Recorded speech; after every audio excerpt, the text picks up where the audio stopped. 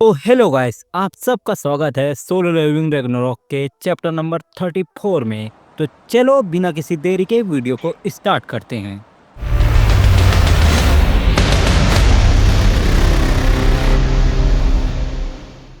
हम देखते हैं कि सुओ एमोट के साथ मिलकर अपनी पुलअप्स की ट्रेनिंग कर रहा होता है और सामने बेरू और एजरिल काउंट कर रहे होते हैं कि 21 हो गए यंग मोनार्क 22। वो 2 बोतल हीलिंग पोशन को पीकर अपने स्क्वाड्स की ट्रेनिंग को करने लगता है। एमट काउंट करता है 47 young monarch, 48 young monarch. Squads की ट्रेनिंग पूरी होने के बाद सुओ ढेर सारी बोतल्स को खाली कर देता है। सुओ अपनी पूरी जान लगा के रनिंग करता है। मन में सोच रहा होता है कि ये ट्रेनिंग इतनी टफ है कि यंग मोनार्क को अपनी स्किल का भी यूज करना पड़ रहा है। हालांकि मैंने उम्मीद नहीं की थी कि यंग मोनार्क ये सब कर पाएंगे, जैसा कि यंग मोनार्क कभी हार नहीं मानते और हर प्रॉब्लम का कोई ना कोई सलूशन ढूंढ निकालते हैं। मुझे तो लगता है एक दिन ये ट्रैंक और अदर मोनार्क को भी सरपास करके बहुत आगे बढ़ जाएंगे। सुओ की ट्रेनिंग पूरी हो जाती है। सुओ कहता है, ओ माय बैक, लगता है मुझे पोशन को परचेस करना पड़ेगा। ग्रे की भी हालत बहुत खराब हो जाती है और सिस्टम की तरफ से एक नोटिफिकेशन आता है कि आज के डेली रिवार्ड्स आ चुके हैं। सुओ कहता है, ये ट्रेनिंग एक नर्क थी। सुओ सोच रहा होता है कि मैं डेली ट्रेनिंग की वजह से अपनी स्किल और स्ट्रेंथ को और ज़्यादा बढ़ा पाऊंगा। सुओ की स्ट्रेंथ 77 से 78 हो जाती है और उसकी स्किल का लेवल 3 हो जाता है।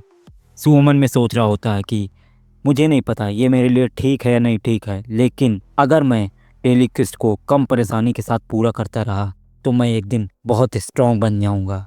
सुओ एमट से कहता है, एमट कल भी मेरे साथ ट्रेनिंग करने के लिए तुम रेडी रहना। एमट कहता है, बिल्कुल यंग मोनार्क। और सीन शिफ्ट होता है। हम देखते हैं कि बेरू सुओ को सुला रहा होता है। बेरू कहता है, यंग मोनार्क जैसे ही घर आए वैसे ही सो गए। यंग मोनार्क आपने आज बहुत अच्छा काम किया। बेरू बहुत खुश हो जाता है और कहता है कि फाइनली मुझे आज कुछ टाइम के लिए टीवी देखने को मिलेगा। बेरू टीवी देखने लगता है और देखता है कि न्यूज चल रही होती है कि न्यूज में बता रहे होते हैं कि एयरपोर्ट के डंजन ब्रेक के बाद हंटर एसोसिएशन ने कुछ रूल्स को बनाए हैं, जैसा कि फील्ड टाइप डंजन गेट के अंदर के डंजन से अलग होते हैं।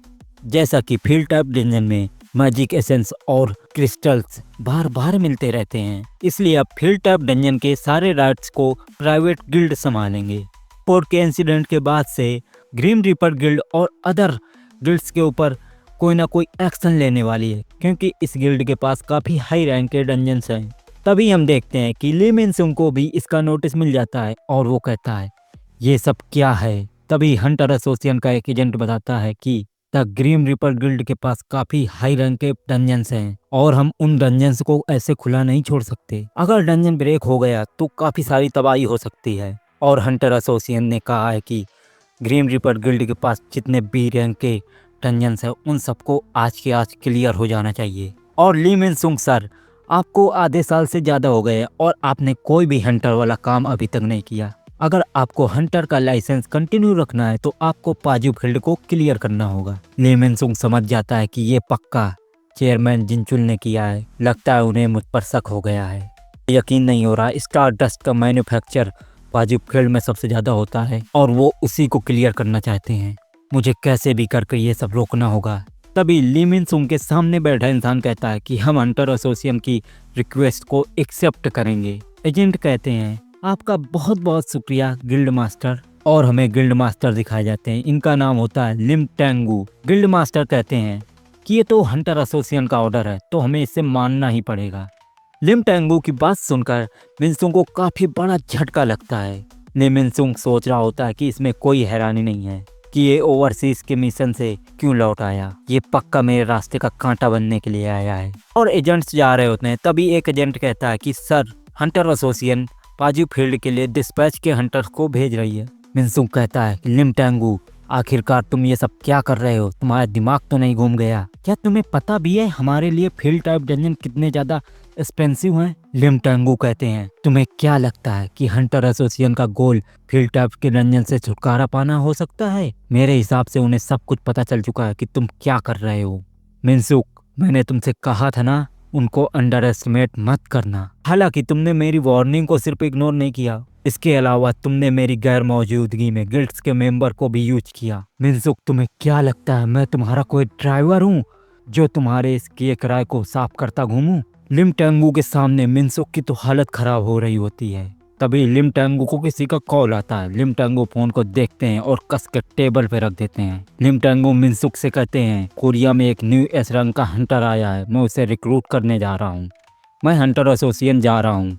तुम अभी भी चीज़ों को सही कर सकते हो, तो इसलिए सब कुछ अच्छा करना और सब साफ कर देना। और लिम टेंगू वहाँ से चले जाते हैं। मिनसुक को बहुत ज़्यादा गुस्सा आ रहा होता है और वो कहता है, एक और एस रैंक का हंटर, कमीने एस रैंक के हंटर होकर खुद को बहुत ज़्यादा लकी समझ रहे हैं। और वो फ्रैगमेंट का बच्चा कब बड़ा होगा और ये फ्रैगमेंट कब आने वाला है, जल्दी से कोई मेरे लिए लिम टेंगू को खत्म कर दो। तभी मिनसुक के फोन पर किसी का मैसेज आता है। मिनसुक मैसेज को देखकर बहुत खुश होता है, क्योंकि कोरिया का न्यू एस रैंक का हंटर अब कोई और नहीं, वो फ्रैगमेंट का दूत होता है। सीन सीधा शिफ्ट होता है। हमें दिखाया जाता है कि हंटर एसोसिएशन में न्यू एस रैंक का हंटर आ रहा होता है। सब कोई उसे देखने के लिए इकट्ठा हुए होते हैं। तभी बिल्डिंग के अंदर कोई आ जाता है। उस लड़के को देखकर एक आदमी कह रहा होता है, क्या ये वही है? अरे इसका नाम क्या है? तभी कोई कहता है, हंटर पार्क डोजिन, आज से आप कोरिया के न्यू एस रैंक के हंटर हुए। और हम देखते हैं कि ये कोई और नहीं, चोई जोंग होते हैं। चोई जोंग पार्क डोजिन को देखकर कुछ सोचने लगते हैं और कहते हैं, क्या हम लोग पहले कहीं मिले हैं? मुझे ऐसा लग रहा है कि जैसे हम कहीं मिले हैं। पार्क डोजिन कहता है, नहीं नहीं, हम इससे पहले कभी नहीं मिले, लेकिन मैं आपके बारे में सब कुछ जानता हूँ। चोई जोंग कहते हैं, मुझे माफ कर देना, मैं आपको कोई और समझ रहा था। तो हम लोग हंटर गिल्ड के कॉन्ट्रैक्ट को साइन करने चले? डोजिन कहता है, ये सब पूछने के लिए शुक्रिया, लेकिन मेरे पास ऑलरेडी एक गिल्ड है। मैं किसी और गिल्ड में ज्वाइन होना चाहता हूँ, इसलिए मैं आपके साथ ज्वाइन नहीं हो सकता। तभी हम देखते हैं कि वहाँ पर कोई आ जाता है। ये और कोई नहीं, लिम टेंगू होता है। लिम टेंगू कहते हैं, ओहो, तो मैं टाइम पर आ गया।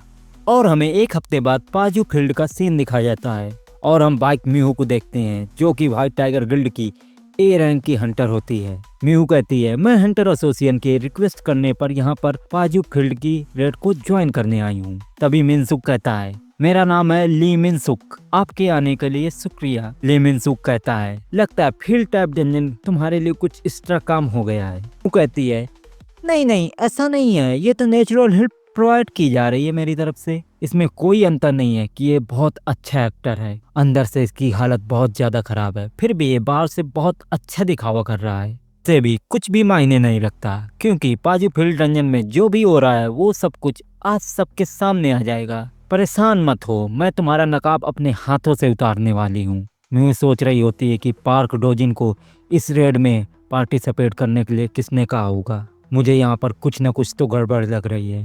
वो कहती है, ऑलराइट, एक्वेशन टीम, अपने हथियारों को ले लो और अब हम पाजू फील्ड की रेड को चालू करते हैं। तो इसी के साथ ये चैप्टर यहीं ख़त्म होता है। मिलते हैं एक नए चैप्टर के साथ। वीडियो पसंद आई हो तो लाइक सब्सक्राइब करना ना भूलें।